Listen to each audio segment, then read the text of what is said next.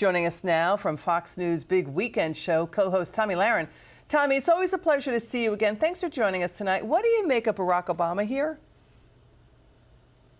Well, listen, I think Barack Obama, at least in 2025, is incredibly overrated, and I think many folks in the Democrat Party would agree with that. He didn't have the pull that some thought he would have in Kamala Harris's election, and I think that the podcasts he has done since, and certainly prior, and his affinity for berating folks and voters for not voting the way he thinks they should vote, I think it's rubbed a lot of people the wrong way. So just add this to the list. And I will say, of those on the left or left-leaning that have been able to swallow their pride and give President Trump and his team some credit, especially where this incredible credit is due, I think they have a lot more credibility. And the Democrat Party would be wise to take that stance. You can disagree with President Trump, but if you're not able to root for the most basic things like peace in the Middle East, then I don't know how you can lead a political party, especially in the dire straits that the Democrat Party has found itself in 2025. Yeah, because peace through strength, Tomi, because now the talk is the president can use his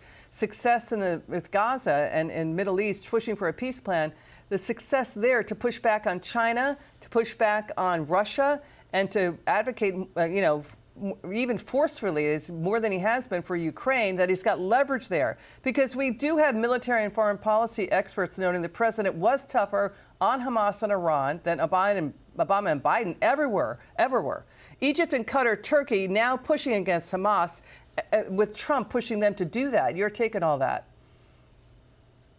Right. This is the peace president, and that's why we give him so much credit. And by all accounts, he was so involved. It wasn't just his excellent team, but President Trump himself that was instrumental in getting this across the finish line. And he's done it before, of course, in less acknowledged instances than this one. But I think this is just the beginning. He is the peace president.